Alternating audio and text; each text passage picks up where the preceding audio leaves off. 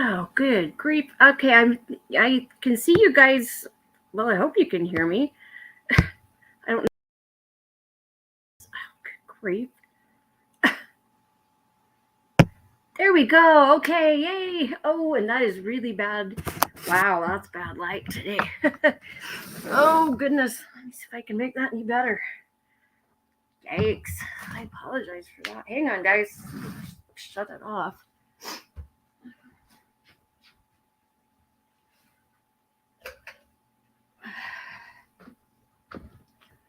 Okay. It's a little better. It's going to get light in here pretty darn quick. I apologize. I am AKA Heather Joy, and you have all boarded the lifeboat. Good morning. I apologize, guys. I have a room down in the basement that is going to be my office, library, studio, craft room, all of that stuff. And it's in the process. We're painting and fixing some water damage and just getting it ready. So you're going to have to put up with me in random places around the house until I get it done. Anyway, it's good to see everybody. Let's see who's in. We've got Balakes here, Annette, Charlie, Snotface, Virginia, Ladybug. Good morning, Ladybug. Rick, JT, Quiet Girl. Let's see. Ultra Maga T, good morning. Mrs. Hermit Hill, Kentucky. Nice. It's good to see you. I haven't seen you in a while. Let's see. I don't want to miss anybody. If I miss you, I apologize. Oh, John Doe. I saw him on there very first. Anyway, it's good to see everybody. That looks. Oh, and Trish Killian. Good morning. Oh, and Random Toaster. He just popped in too. Awesome, guys. Well, I hope everyone is doing well. Before I start, I need to just run through the rules that we have here on the boat. Number one, please, no politics in the chat or the comment section. The second one, this isn't a religious channel. It's fine to say things like, I'm going to pray for you, or I couldn't have found my sobriety without my faith. Those are fine, but no overbearing religiosity. I don't know what word I'm looking for, but please, nothing overbearing, okay? Because this isn't a religious channel, and we all know how delicate those feelings can be. Let's see, the third one, please refrain from cursing in the comment section, and especially the live chat. This is well, Tommy always says, if you can't control your mouth, then you can't control your life, and I agree with him. Anyway, the last one, let's see. Yes, no trolls. There's no room. This boat is as big. It will be big enough to fit every person on here that is looking for help with addiction. We can fit everybody on this boat, but there's absolutely no room for mean people, and it will not be tolerated. So please just don't. And I just saw Valerie 102 popped in as Scooby. Good morning. Let me see. And Goddess Divine, good morning. I'm glad to see all of you here. Good tell. Anyway, oh, yes. I can't forget that after all the work I did. Please smash that like button. If you haven't subscribed yet, please do. And please share these with people that, could get some help from that. And I just want to say thank you very much. You guys are awesome. But, those are some simple things. They don't cost you any money. And it just signals to the algorithm that people are engaged with this channel and it needs to be shared, which it does. Anyway, let's see. There were a couple of things that I was going to tell you guys about that I just heard that were just random things, but I thought they were kind of important. The first one was I was just listening. I was getting my makeup on. I was listening to Gabor Mate, and he said that he had seen the study. I don't know if he participated in it or if he just read it, but there was a study about expressing your emotions. And there was a direct link between people with autoimmune disorders, lots of autoimmune diseases, and things like diabetes, cancer, trying to think what else, but then the whole host of autoimmune disorders. But women that came out with these disorders in midlife, around 45, 50, there was a direct link to them not being able to, what's the word? To express themselves, to express their feelings. And it didn't matter if they were, tamping down good feelings, or if it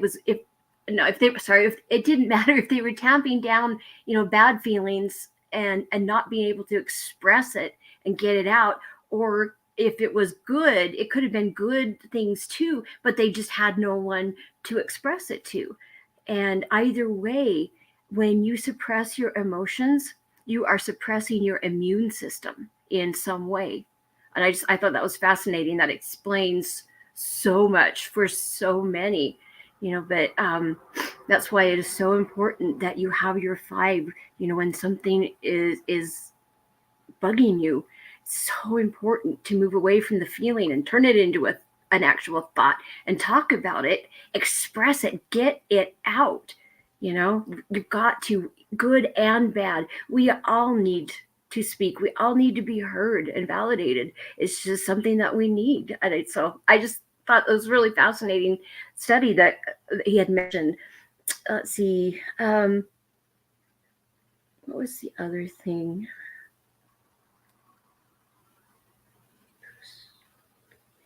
I don't remember why I wrote that down. Sorry. There was something else I was going to tell you about, but anyway, I think, Trainee Human, good morning. And Dominic, glad you are here. Let's see. Okay. Anyway, I wanted to talk about sleep. I realized Tommy just spoke about sleep a week or 2 ago. I don't know. These all run together, guys. But for me anymore, they just all run together. But there's a lot of new people, and sleep hygiene is something all of us need to work on. It's crazy, just the changes that have happened since the time that I was a little kid. I was born in 1970, and things have changed so much. I don't sleep well. Nobody in my family sleeps well, except my mom does, but she sleeps like a rock, man, and she snores too, like you would believe. But but I remember, as a little kid, that my parents loved their naps on Sunday afternoons and at any other time during a weekend, or if it was a holiday or a day off. My parents really loved their naps, and I remember them insisting that we all take a nap too. And I never wanted to. Why? There's too much. I always felt like I was going to miss out on something. I didn't want to sleep. There were more books to read, and I was just a bookworm when I was a kid. But I was always afraid of missing out. What is that, FOMO? That's what my daughter refers to it as FOMO. But there's just so much. I'm just a curious person, and I'm always reading. I'm always learning about new things, and I don't like going to bed. And I don't like the consequences of it either. I don't like feeling groggy and not being able to think. And, and it does have a huge effect on the health issues that I deal with. But I do like to sleep, but there's just no time for it. Something I need to work on. And I'm sure I'm not the only one out there. But, sleep is, things have changed. That's where I was talking about how much things have changed. I remember my parents going to bed around 9, 10 weekdays, and around midnight on weekends. But we all had a set bedtime. We were all expected to go to bed. I'd get in trouble. There were times that I wasn't able to sleep growing up, and I'd wander around the house, and I'd always get in trouble. But for the most part, I wish I could sleep like I did when I was a kid, before the anxiety and depression got so bad. I wish I could sleep like that again. That would be wonderful. But we need a lot more sleep. And like I was saying, things have changed so much now. We've got, screens that we carry around in our purses or our pockets. And that blue light has an effect on us. The stimulation just from whatever it is we are watching, that's keeping us awake. There's I, I'm really curious to see in another 20 years what they are going to say the effects are of all of the radiation that we are sitting in, with all of the cell towers around and everything. I mean, it's going to be interesting to see, but things have definitely changed and people don't sleep like they used to. They don't sleep well and don't sleep enough and they don't keep a proper schedule. And it is affecting people's health. It really is. I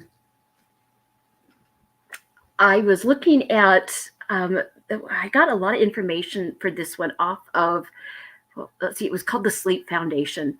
And they have tons of information and research on there. And they have some top-notch sleep specialists that are on their board. And anyways, there's some fascinating stuff on there. And so all of the comments, all of the ideas, everything that is on here is from the top dogs of sleep. They know what they're talking about. And let's see. Okay, the first thing that I came across, and I came across it several times when I was reading through different articles, was that quality sleep. Quality sleep is something very different from quantity. Okay, to have a good quality of sleep. Here are the things that is included in that to have a good sleep. You need to be able to fall asleep within 30 minutes or less. You typically should sleep straight through the night, although waking up once, but no more than that. That's considered okay.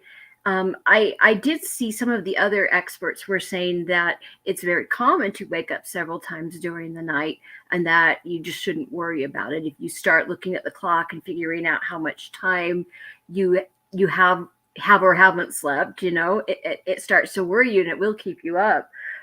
But anyway, back to quality sleep. Okay, another thing is, let's see. Okay, the typical, okay, they want you, hopefully you're sleeping straight through the night with, just one time that you're waking up and you are able, let's see, you're able to sleep through the recommended hours for your age group. And I'll go through that in just a moment. Let's see, and when you get up, you feel rested, you feel restored, energized, you're ready to take on the day. Let's see, another one is that if you do wake up again, you are able to fall back asleep within 20 minutes. I think that's okay. Yeah. All of those things, if you can, check off most of those, you're probably sleeping pretty well.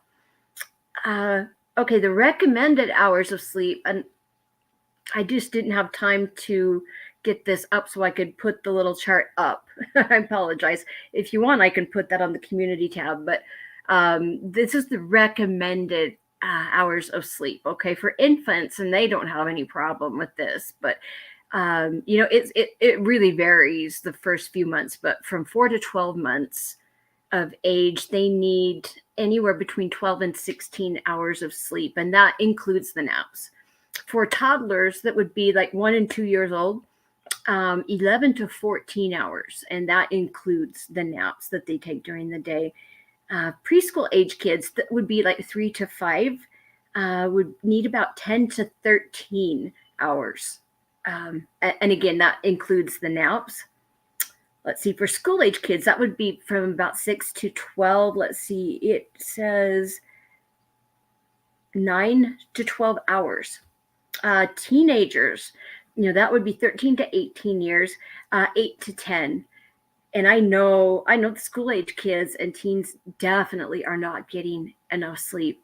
The kids go through growth spurts on and off. And, when they're growing, you grow when you're asleep. That's when you do your growth and your repair and everything. And really important. But I worry about kids just with the phones and the video games and all of these very, dopaminergic activities that kids have, it keeps them up. And hey, Unpredictable Tony, good morning. And John Doe and Chris. Yes. Miss anybody, but awesome. Glad you're here. Let's see. Anyway, for adults 18 years and older, 7 or more hours is what is recommended. Most of us are walking around sleep deprived. I know I am, and I have for a long time. Okay, now this is how you decide how much you need. Okay, it said that you need to consider your overall health. You need to consider your daily activities. How much exercise are you doing? How much yard work? How much cleaning? How much? I mean, there's just our days are full of things. But then, do you go for a run, or do you go to the gym? Do you gotta take that into consideration, and then think about your typical sleep patterns too. It's a very individual thing, but use those as a guide to try to decide. Maybe I need a little more sleep. It isn't good to get too much sleep, though. I didn't really look too much into that, but I know that has detrimental effects if you're getting too much sleep as well. Anyway, something else, some other things to think about when you're deciding, how much sleep do I really need? Okay, are you productive? Are you productive? Are you happy? Are you healthy? Can you function on the amount of sleep that you are getting right now every day? Do you have any coexisting health issues that might make it necessary for you to get more sleep than most people? That can definitely be something to think about. Another one would be, let's see, how's your energy expenditure? And again, that's kind of like the same thing again, but just think about, are you doing sports? Are you running? Are you what is your job? Is it a very labor intensive job? Are you in construction, or, nurses that have to move heavy people? Oh boy, that can be a workout. I promise, you've been there. Nurses run their butts off, and I would say that one was definitely a labor intensive job. When I would do 12-hour shifts, and when I was pregnant, that was definitely a challenge. Anyway, that would be, pregnancy too would be a health condition where you definitely are going to need more sleep. Let's see. Do your daily activities require you to be alert, for your personal safety? Are you driving a truck, or, a crane, or some, big heavy equipment? I know my husband works in a coal mine, and he's one of the few that they trust with the really, really expensive cars that move what is, I don't even know how to explain it. They move some seriously heavy stuff, and if he was to fall asleep and run into the wall, it would be millions of dollars in damage. It wouldn't be bad. So there's many times, people have got to be awake and alert. I'll tell you, you don't want a doctor or a nurse who's sleep deprived when they're taking care of you. You don't want that. But these are all things that you need to think about. And another thing too, are you experiencing, or do you have a history of what are they called? Sleep disorders. There's a lot of those.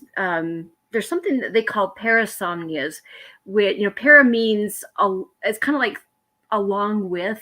So something along the, insomnia is referring to sleep. So, parasomnias are, problems that come up, having to do with sleep, basically. Night terrors, sleepwalking, sleep.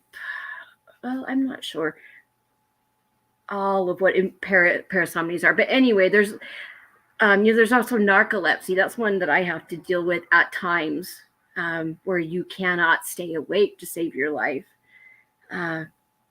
Sometimes you will have disorders where, your body, for the most part, is immobile when you're asleep, but when you're dreaming, I know my husband and I both kick the crap out of each other at times. I wake myself up screaming. I wake him out at times. If I have a bad dream, I yell out. I have full conversations, and he does too. We both have some some crazy sleep patterns at times. But um, restless leg syndrome is another sleep disorder. Chronic pain and chronic fatigue can really give you issues with sleep as well. What else have I missed? Shift work disorder. That's something that my husband is trying to figure out. I mean, he's worked for almost 18 years at the mine, and it's shift work. And for some reason, he's always been on a swing shift or a graveyard, and they alternate, and so he can never get used to them. And oh boy, there's sometimes I really worry about him. But I know there's a lot of you that have to deal with shift work. All of these things just can mess you up. Let's see. So ask yourself, all of those questions that I went through, and just kind of decide, what is the optimal time for you for your sleep. And then I'm going to give you some ideas, to maybe help get the quality of sleep that you need. Let's see that. Anyway, the stuff that I have that I'm going to give you right now is from the American Academy of Sleep Medicine. And it sounds like a pretty cool thing. I was reading about it, and what they did is they organized a panel of all of these sleep experts, and they reviewed hundreds of really good quality research. They read through all kinds of studies, and they came up with the numbers that I just gave you as far as how many hours of sleep you need at each age. They came up with that. They came up with what is quality sleep. I mean, they looked at a lot of studies that had to do with sleep duration and health outcomes. And I mean, there's so much stuff on that website. It's incredible. Anyway, let's see. And just so that so you understand that all of these tips come from the pros, the Sleep Research Society, the American Academy of Pediatrics, and I mean there's a bunch of others, but they all endorse what this American Academy of Sleep Medicine has come out with. They all endorse it because the research that's gone into it was that impressive. Okay, so, before I get into the tips, I just want to go over, why is sleep so important? Theoretically, we spend, a third of our lives asleep. And I can guarantee you that I have not spent an appropriate amount of time asleep. I mean, but in my family, sleep issues have been a problem for all my siblings and I. We all have that issue. And it's affected our health in in all of the ways that I was reading through last night. And I was like, wow, let's see. So anyway, sleep is really, it's not just downtime. Just because you're asleep does not mean that your body and your brain are not active. Your brain never shuts down. When you are asleep, your subconscious is sorting through everything that happened during the day, and it's trying to sort things out and put them store them in the right places in your brain so you can retrieve them. And there's so much going on.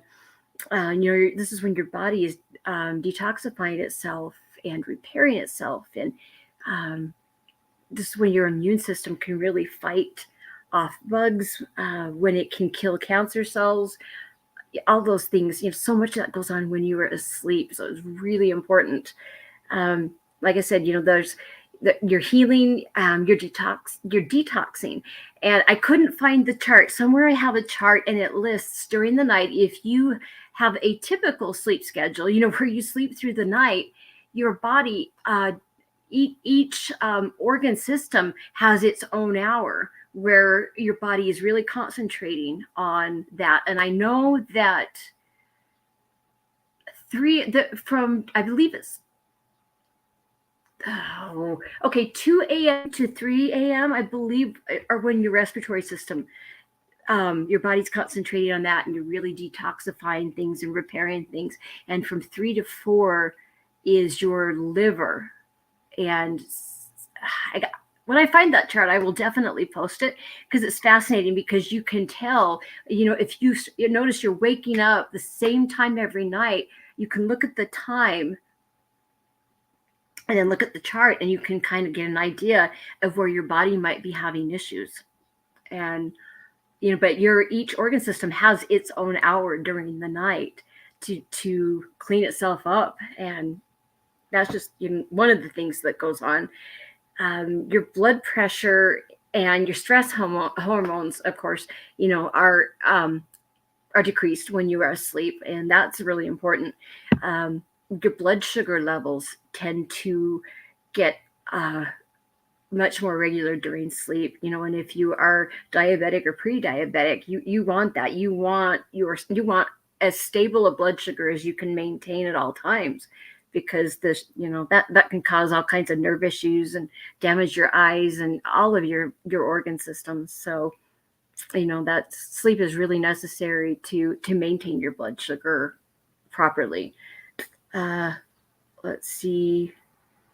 Okay, lack of sleep negatively affects hormones that are related to hunger and satiety. When you're feeling full, that's all regulated with hormones. And if you aren't getting proper sleep, the hormones and the signals, everything gets messed up. And eating too much and weight gain and being overweight are very common. What's the word I'm looking for? I apologize, guys. Wow. Can't think of the word I want. Anyway, lack of sleep can lead to being overweight, to weight gain. Not a good thing. Okay, now, and as I said before, your brain organizes information and memories during this time. Let's see. Oh yeah, and I was looking at a report about learning, and they were saying that if you can study, if you have an exam you need to take, whether it's for work or you've gone back to school, whatever, and you're studying the night before the exam, if you can study and then get a decent night's sleep, you're going to do so much better. You're going to be able to remember those things because your brain has had time to sort through everything and put it where you can find it later. Really important, and you do much better on exams, if you can do your studying, sleep, and then take the test. Yeah, you have better recall, everything. Okay, and sleep is an absolute must for your overall well-being. It just is. Now, the lack of sleep on the short term will make it difficult for you to focus or to concentrate on something. But the long-term effects, of chronic poor sleep, that leads to all kinds of things: depression, anxiety, cardiovascular disease. The risk for that increases. The risk of diabetes increases. And as I had already talked about a minute ago, the risk for obesity, that increases. The risk of cancer will go up because, you're light today. Wow, that didn't help anything, did it? Anyway, hopefully my studio will be ready soon. Anyway, let's see. Yeah, the risk of cancer goes up. If you are, if you are having poor sleep, over a long period of time, because that's when your immune system can really send out those killer T cells and those phagocytes, and they can, grab all of the irregular cancer cells that everybody's got them in their body. Your immune system should be able to handle it. Not if you are, not if you're not getting enough sleep, among other things. And the one that I worry about when I get older is dementia. The risk of dementia definitely goes up too. And I have taken care of a lot of people that had dementia, and I never want to do that to my family. It's something that I worry about getting older. I don't want that to happen. So I've got to get better sleep, guys.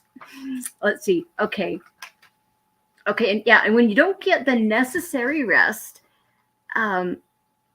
your high blood pressure, high inflammation levels, those all, your blood pressure will go up, like I said, and increased inflammation.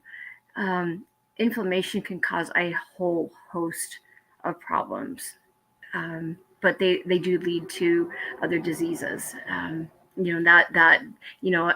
Having your blood pressure high and never treating it, that's going to really damage your kidneys, among other things. I mean, there's just consequences for all of this. It just depends on, you and your diet and your sleep schedule and your genetics. It's a very individual thing, but it's still, overall, poor sleep, affects us in a lot of the same ways.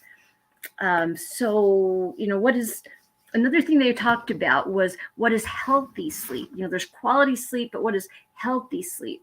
Because you need to sleep for your own health. And your brain, I thought this stuff has always fascinated me too. Your brain goes through cycles. Anywhere, I believe it was how many times a night? 4 or 5 times a night for most people, I think it was. But anyway, you have sleep cycles, and they last anywhere from about 90 to 110 minutes.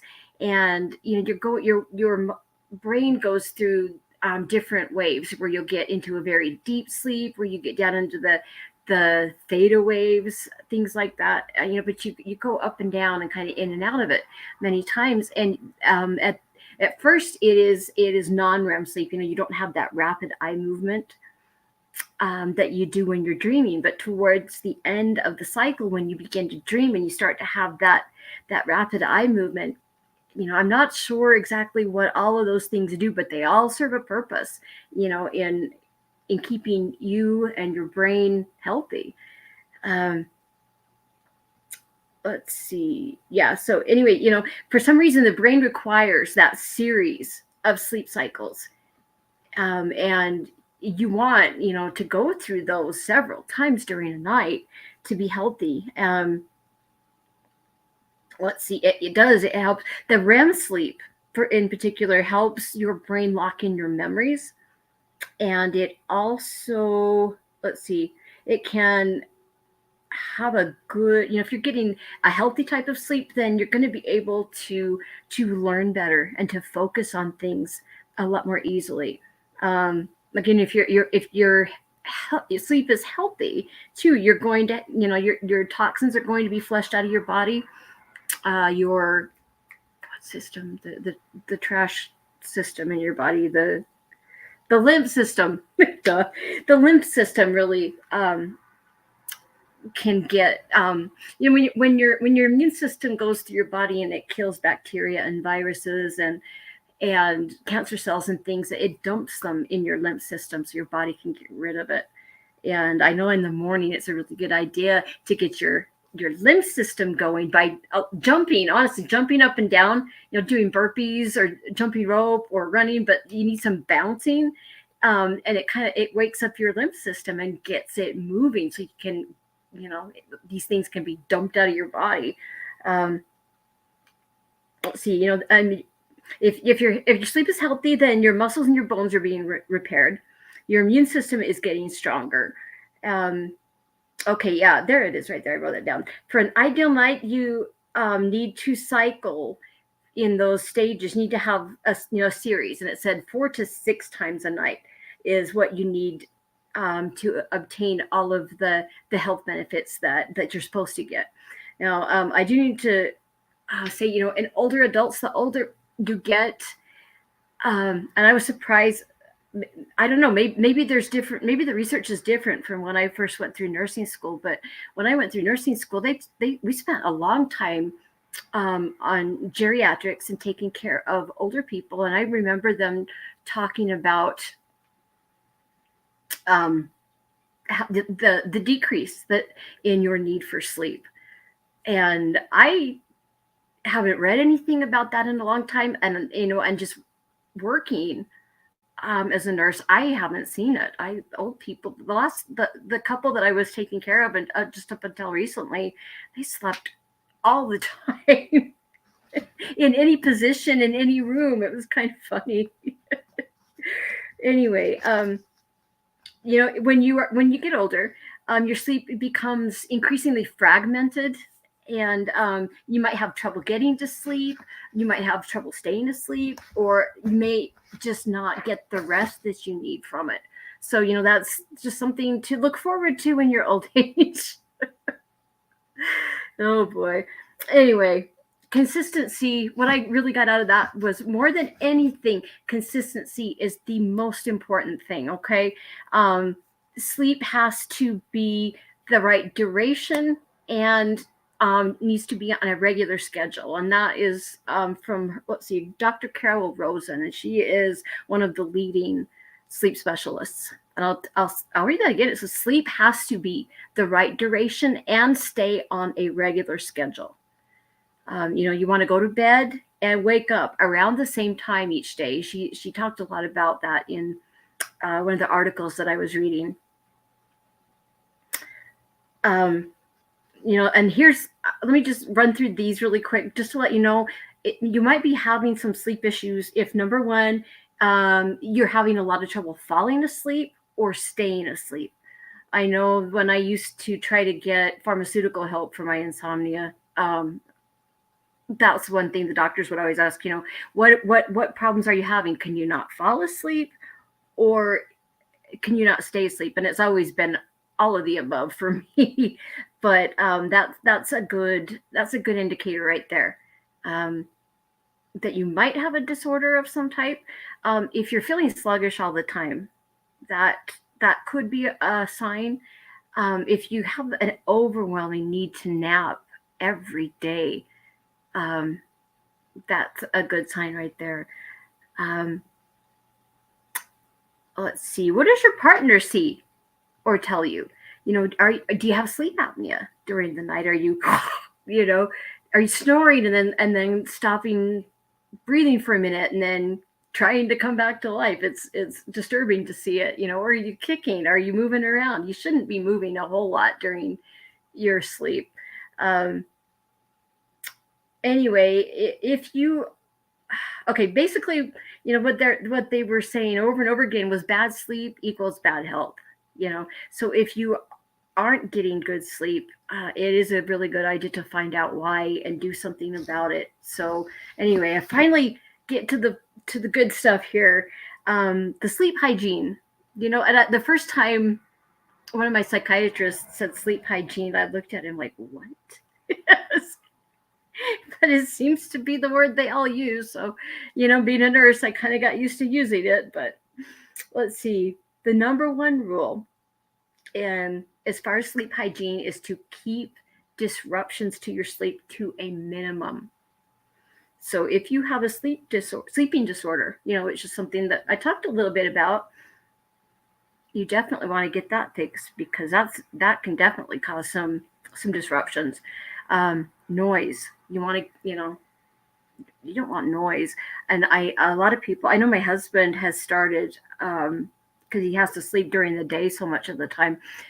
He plays some white noise, or sometimes some binaural beats, or he's always listening to something, though, just to mask the sounds that are going on in the house during the day, while he's asleep and I'm up.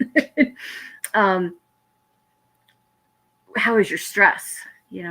Are you able to fall asleep? That a lot of times that's a problem, just not even being able to fall asleep. But you need to be doing something to deal with your stress so that you can sleep well. Another thing that you need to remember as far as disruptions, because you don't want disruptions, is light.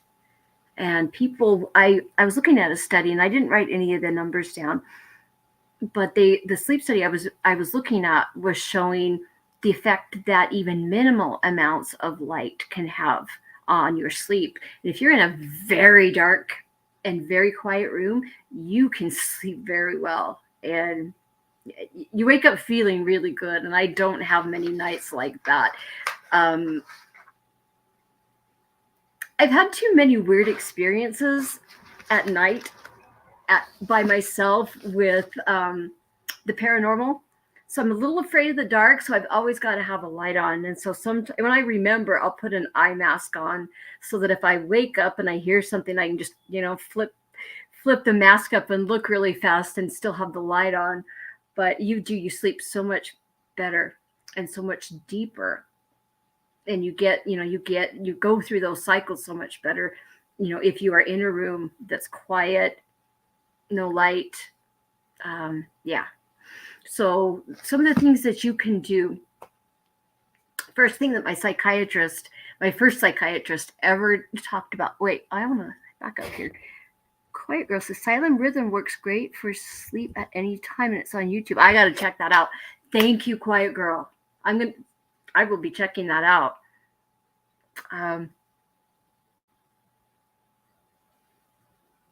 I was looking at what Chris said. Prescribed trampoline for that reason. Yes. Yep.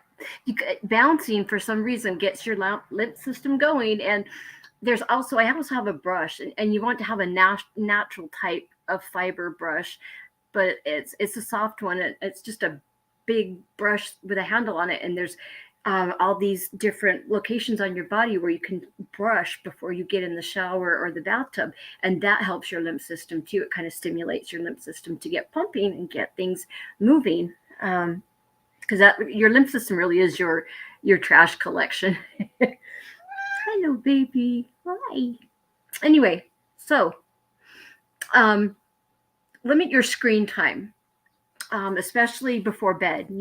If you want to go to bed at 10, 8:39, be turning the screen, the TVs off, all of that.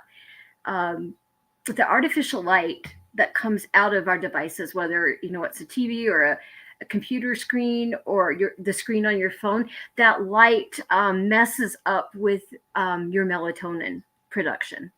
It actually inhibits the production. During the day, the light, if you're on a normal schedule, where you're awake during the day and you sleep at night, the sun should be enough light, to regulate your melatonin production and have your body produce it when you need it. But like I said, the screens can limit that. And they can, that light can also cause a lot of headaches and other issues as well. So, that's, limit your screen time, before bed.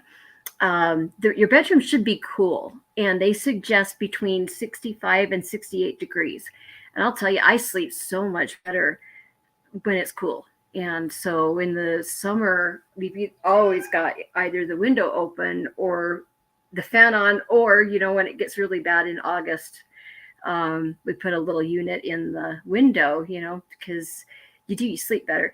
And I've noticed this too. My husband and I looked into this because I was curious, because he asked me to wake him up the other day if he didn't get up to go to work.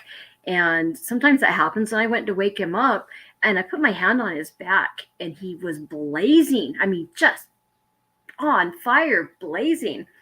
And, I wondered what was going on. And so we started talking about it, and he said, well, I was dreaming. And he said, he says, I was at the tail end of my sleep cycle. So we looked it up, and sure enough, your body, just like your brain goes through a cycle, your body temperature is cycling as well. And I have noticed that when I get sleepy, I am cold. My body temperature cools down. And when your body's, it's time to get up, your body will heat up to kind of get you up. But I thought that was really interesting. But yeah, a lot of people do sleep much better if the room is cooler. Let's see. And I forgot, I was talking about the first psychiatrist that I had, and he was trying to help me with my sleep. One of the first things that he said to me was, make sure that the bedroom is used for only two things. And he said, it's got to be sleep and sex, and that's it. He said, don't have a television in your room. Don't take your computer into your room. I mean, that's what I'm suggesting now. Back when I saw this guy, I don't think we even had a computer back then yet. But anyway, make sure that room is just for sleep. Don't make it your office. That's what he always suggested. He said, if you can't sleep too, don't lay there forever because you're just going to drive yourself crazy. He said, get up and do something for a minute and see if you can't start to get drowsy again. But he said, don't just sit in your room and stew because honestly, it drives you crazy.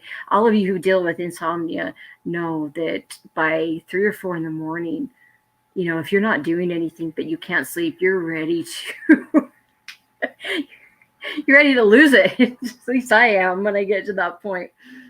Anyway, okay, another thing, yeah, your bedroom should be quiet. Where I live, we have chickens. Everybody has chickens. We have chickens, and so roosters don't have a sleep cycle to speak of. They crow this morning at 2:15. Or this one over this way was going off. 3 something, the one over here was going off. It isn't time to get up yet, but there's lots of sounds, and so I have in the past used earplugs, to help with that. But I keep forgetting about the white noise. I have a little generator, sleep noise generator. Well, it does a bunch of different noises. But a white noise app that you can get on your phone, those are really helpful. There's also a plethora of things on YouTube as far as like rain sounds, thunder sounds, water, moving water, or like waterfalls, just things that are relaxing. I mean, there's a ton of things on YouTube like that. There's like 8-hour long ones with a black screen even. Anyway, that's just some ways that you can deal with noise. Earplugs, or a white noise generator of some kind. I'm going to talk more about the different colors of noise in a minute. Hello, Stinker. What you doing? Anyway, like I said, your bedroom, when you're sleeping, needs to be dark. So think about an eye mask or blackout curtains, especially during the summer. If you are on a schedule where you sleep at night, because the sun comes up a little bit earlier than you might want to get up. Another thing that my psychiatrist had suggested, and all these years later, they all still say it. You got to, if you are sensitive to caffeine, you got to stop around 3 or 4 o'clock to get, if you want to be able to sleep by 10. So, if you're sensitive to that kind of thing, lay off about 3. Let's see, skip big meals right before bed. That can really kind of mess up your sleep cycles. You can end up with heartburn and bad dreams, I've noticed. Yeah. Anyway, let's see it. Oh yes, I remember one of my daughters went to a psychologist because she was struggling with her sleep at one point for a few years. And one of the things that her psychologist told her was to eat a protein snack right before bed. And she told me the reason why, and for the life of me, I can't remember right now. But it does help. It does help with sleep. You don't want to eat a lot, but you don't want to go to bed with an empty stomach either. If you have been fasting all day, if you're doing intermittent fasting or you've forgotten to eat or what have you, eat a little protein. Have a little half of a peanut butter sandwich or a protein shake or something. But if you take some protein in before, that will help. My daughter swears by it. Let's see. Stick to a sleep schedule. Make sleep a priority where, by this time, no matter what's going on, you're going to go to bed. And don't sleep in, get up the same time as well. As addicts, and especially at the beginning of sobriety, your sleep is going to be a mess, and there's not going to be enough of it. And everybody goes through that. It's not fun. You have to kind of rewire your brain and retrain your brain and your body as far as your sleep. And the best way to do that is to keep a schedule.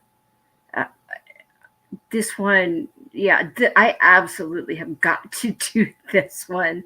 I absolutely have got to do this. I've got to do something to retrain my brain and body. I'm a mess right now. Anyway, um, let's see. If you do exercise during the day, that's going to prep your body for sleep. And I remember when I first started running, um, when was that? In 2017? When I first started, though, I was not used to that at all, and I had absolutely no endurance. And I remember after the first time that I ran 5 miles, I think it was, um, I had never done that before. And I remember going home and sitting down on the couch to take my shoes off, and I fell asleep right there. And I don't do that. I ended up actually sleeping really well when I first started running, and I wish I could sleep like that again. But honestly, exercise prepares your body for sleep later, and it kind of helps you wind down and helps you de-stress too.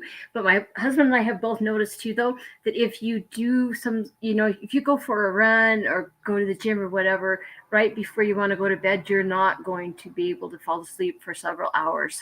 So you need to time your workouts according to your sleep schedule too, because that exercise, it will wake you up and give you more energy. And it's funny, every time I do like a really long race, like a half marathon or longer, I get such a runner's high, and I get so,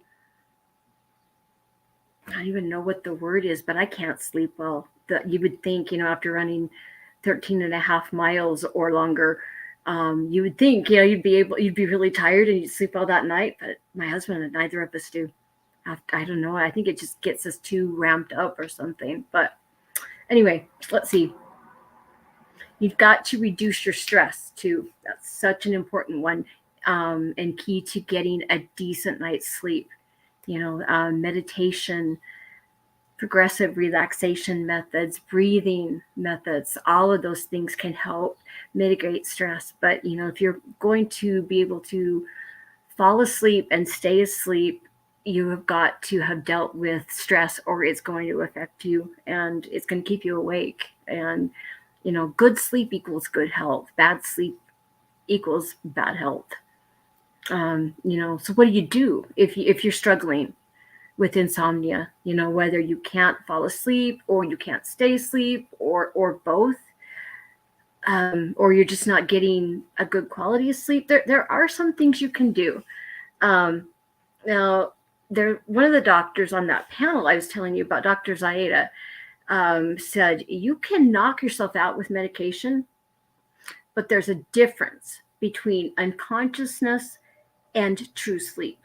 And yeah, there is a difference. I don't know how many of you have ever tried Ambien, or what's the other one that I have tried to. I don't do well on those. They don't help me sleep, but they really muck up my perception and my thinking. And I would do things and then have no memory of doing them the next morning.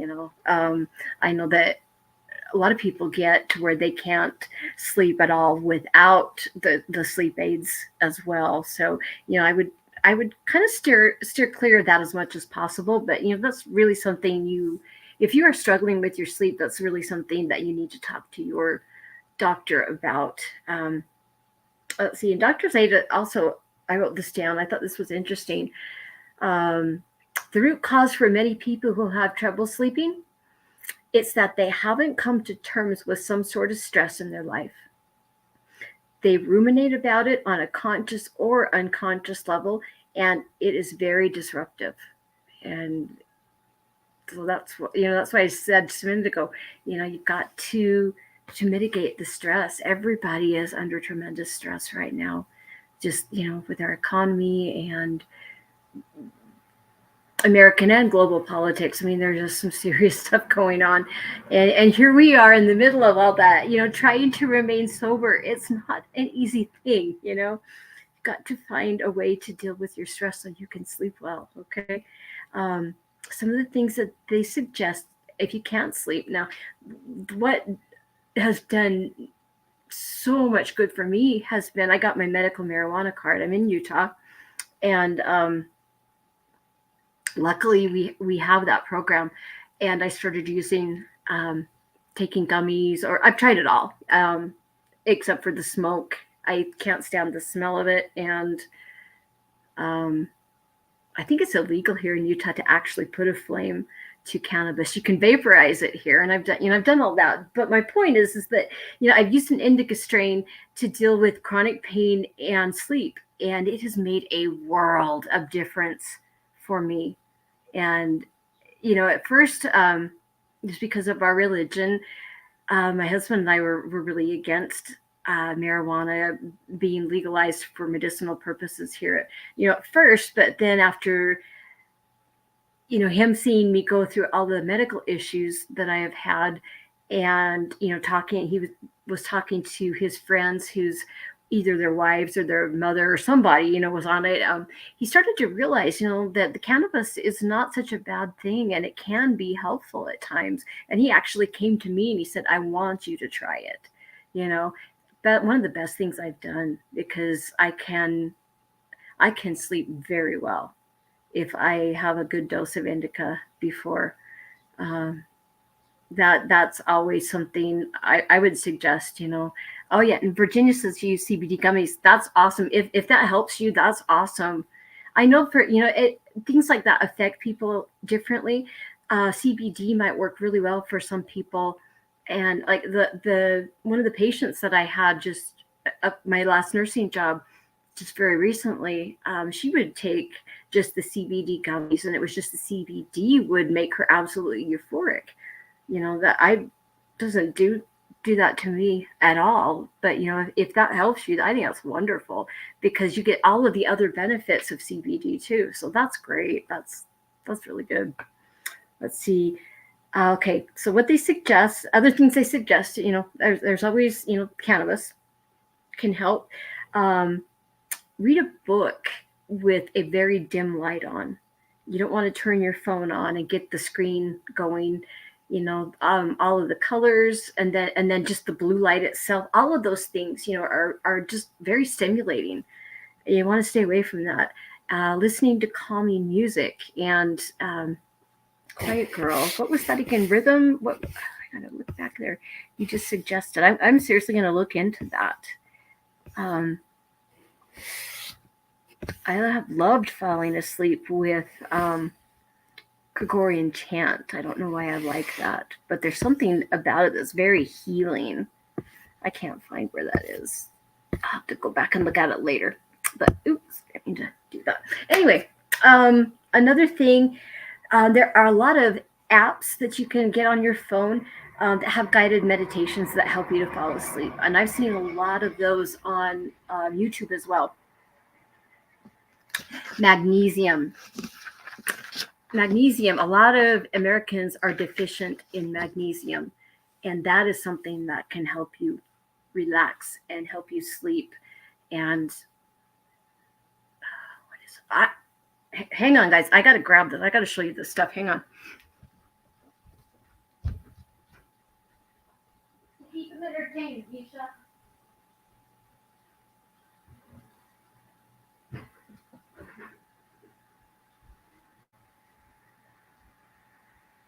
Baby.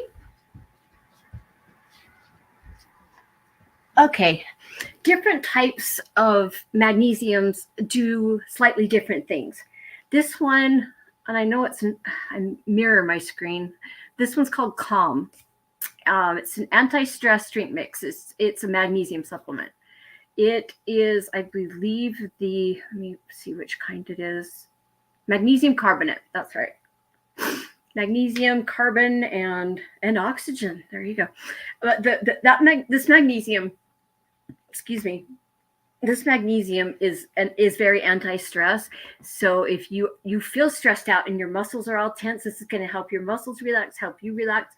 It's going to help you sleep. People that are magnesium deficient do not sleep well. And like I said, most Americans are deficient in magnesium. So I would try a little of this. I really recommend this stuff. but take it easy just a little bit, because if you take too much, you'll know it. You'll spend the day in the bathroom. um, let's see, Epsom salt baths are very helpful, very relaxing too. And that was another thing just that I have found personally helps me.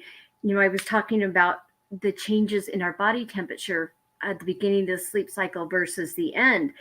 Um, I have noticed when I'm in a lot of pain and I'm stressed out, if I go and I soak in the bathtub and just get a really nice strong concentration of Epsom salt, which is magnesium sulfate, um, for some reason your body absorbing it through your skin, that's one of the best ways to get magnesium into your body, but it's going to help you relax. And yes, when you first get out of the bathtub, you don't want, you're if you've been soaking, you're most likely very warm, so all of your vessels have dilated, and you, you're going to cool down quickly, and that's what you want to help bring on the beginning of the sleep cycle. So you don't want to immediately get dressed and jump into bed. Let your body cool. I mean, your vessels are already dilated.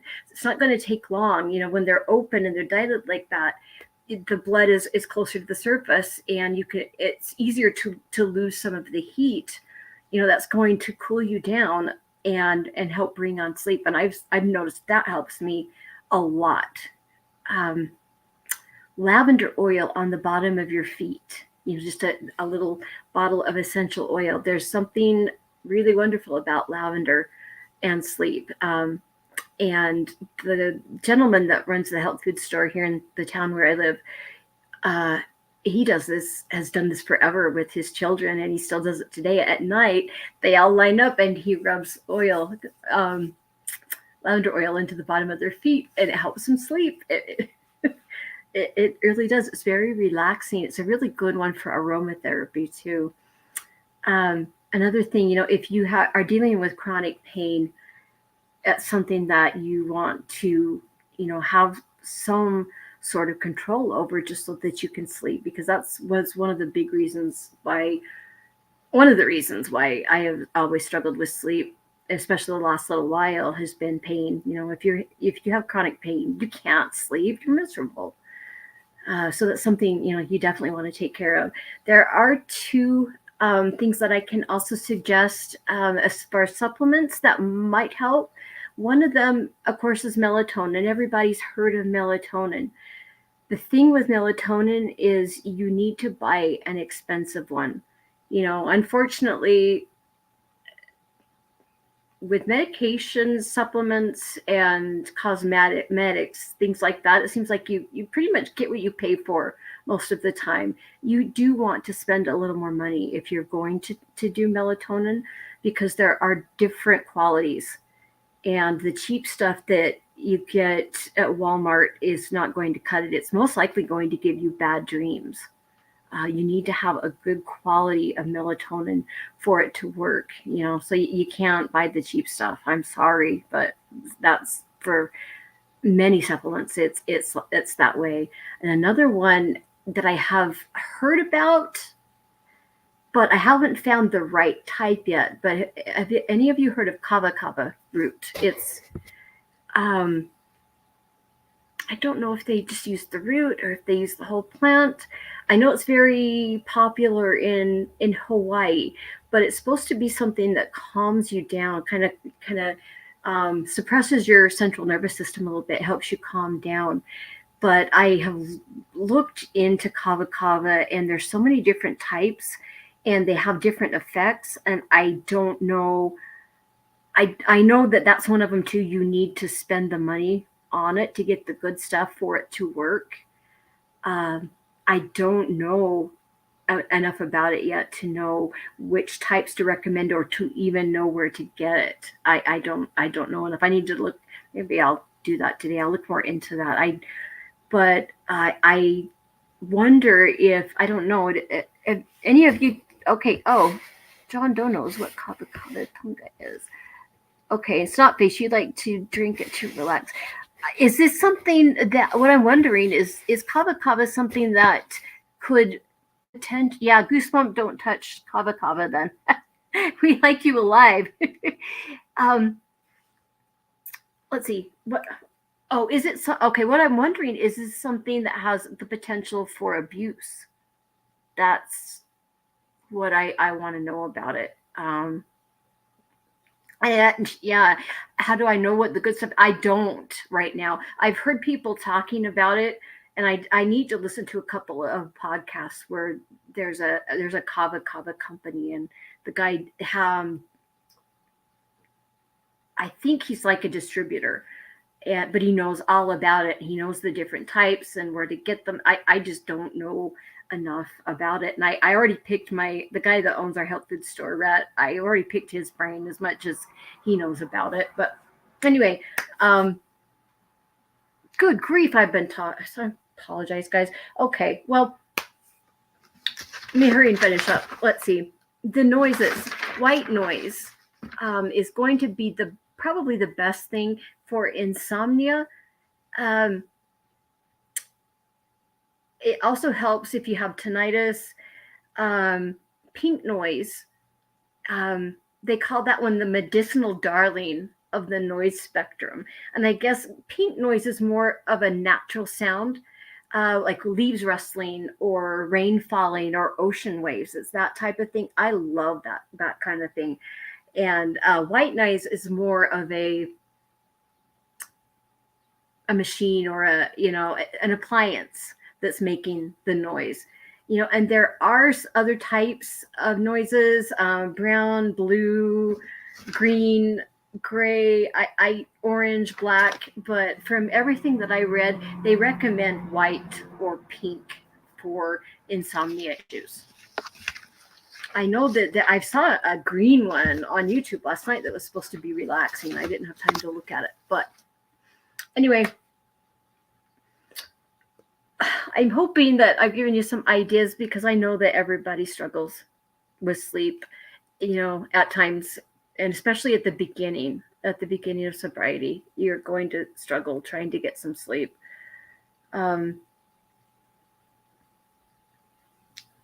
That's where I wrote that down. Oh boy.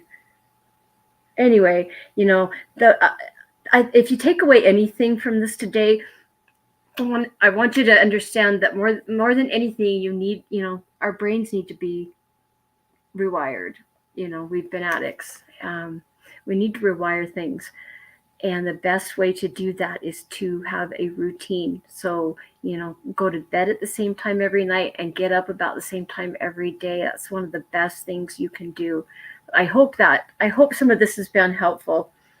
I just thought, I saw a t-shirt the other day and I wrote it down here in my notes just because I didn't have anything else to write on. But I just thought, this has nothing to do with that. I just thought it was funny. It was, I was taught to think before I act. So if I smack the living snot out of you, rest assured, I've thought about it and I'm confident in my decision. I just thought that was a good one.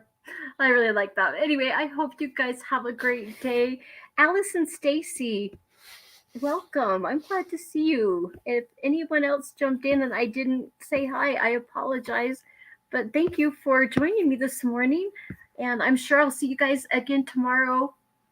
Hang in there, you guys. I know this is not easy, but if I can do this, you can do this. Yeah, trust me. You can do this. You got this. Have your list of 5, reach out, but hang in there. You got this. I'll talk to you again really soon. Thanks, guys.